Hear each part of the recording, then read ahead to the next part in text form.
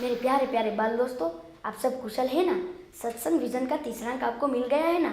बोलिए, कैसा लगा यह अंक? अरे हाँ, आप सबकी परीक्षा नज़दीक आ रही है। क्यों? इसके लिए आप सब प्रमाद छोड़कर तैयार हो गए हैं ना। दोस्तों, आज मैं परीक्षा के बारे में कुछ कहूँगा। हम जानते हैं कि अधिकांश विद्यार्थी परीक्षाओं से डरते हैं। परीक्षा का यह डर विद्यार्थियों में मानसिक चिंता और तनाव पैदा करता है, जिसके कारण वे परीक्षा में अच्छी रजुआत नहीं कर सकते और पास होने के लिए वे अन्य लड़कों की तरह चोरी का अयोग्य मार्ग अपनाते हैं। लेकिन दोस्तों, हम तो भगवान स्वामीनारायण के आश्रित है, गुरुकुल मैया के प्यारे बच्चे हैं। भगवान ने शिक्षापत्री में हमें चोरी न करने का आदेश दिया है, इसलिए न तो हमें चोरी करनी चाहिए और न तो परीक्षा का डर रखना चाहिए। दोस्तों, परीक्षा की इस चिंता और तनाव को दूर करने के लिए आज मैं कुछ कहने जा रहा हूँ। सबसे पहले हमें स्वस्थ चीज से और आयोजन पूर्वक मेहनत करनी चाहिए। रोज का काम रोज कर लेना चाहिए। पंडित विद्यासागर के सिद्धांत अनुसार आज का आज कीजिए, जिससे परीक्षा का भय और चिंता दूर हो जाएगी।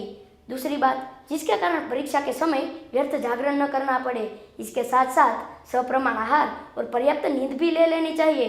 अमेरिका के सर्वप्रथम राष्ट्र प्रमुख अब्राहम लिंकन को आप जानते हैं? उसने अपने पुत्र के गुरुजी को पत्र लिखकर यह कहा था कि आप मेरे बेटे को यह सिखाना कि कभी भी चोरी करने का विचार न करे। चोरी करके पास होने के बदले नापास होना बेहतर है। इसलिए दोस्तों, हमें कभी भी चोरी करने का विचार तक नहीं करना चाहिए। आप शायद आपके मन में प्रश्न होगा कि चोरी करने वाले हम लोगों से आगे बढ़ जाए और हम नीति प्रामाणिकता से पीछे रह जाए, यह कहाँ का न्याय। लेकिन दोस्तों, चोरी करने वाले हमेशा डरते रहते हैं। वे बिन समझे एक प्रश्न का उत्तर दूसरा दे देते हैं। कभी कभी तो पेपर भी पूरा नहीं होता, क्योंकि उसे यह नहीं पता होता कि यह प्रश्न किस पाठ का है, इसलिए उत्तर ढूंढने में ही समय चला जाता है। इस प्रकार की चोरी से लाभ के बदले लगभग नुकसान ही होता है। प्यारे दोस्तों, हमें तो अपने माता पिता, अपने गुरु और अपनी संस्था का नाम रोशन करना है।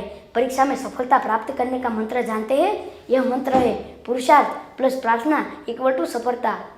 सिर्फ नसीब पर आधार रखकर बैठने के बदले हमें मेहनत करनी चाहिए। भाग्य भी उसे साथ देता है जो व्यवस्थित रूप से मेहनत करता है।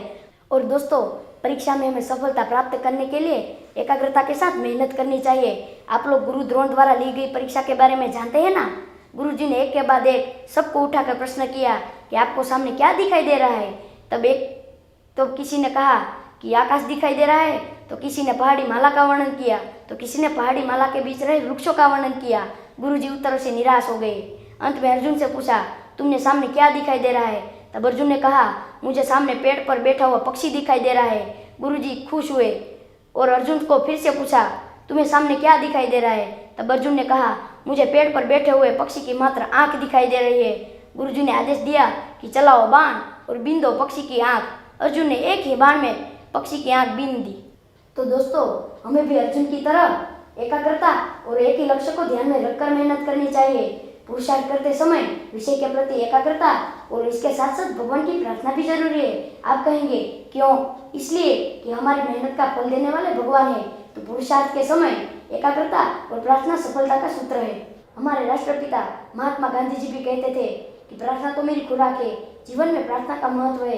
प्रार्थना से हमारे मन की एकाग्रता की शक्ति बढ़ती है और हमें हर कार्य को आयोजन पूर्वक और प्रार्थना के साथ शुरू करना चाहिए। तो दोस्तों, आज से ही शुरू कर दो प्रार्थना पूर्वक पुरुषार्थ और कर लो परीक्षा की तैयारी।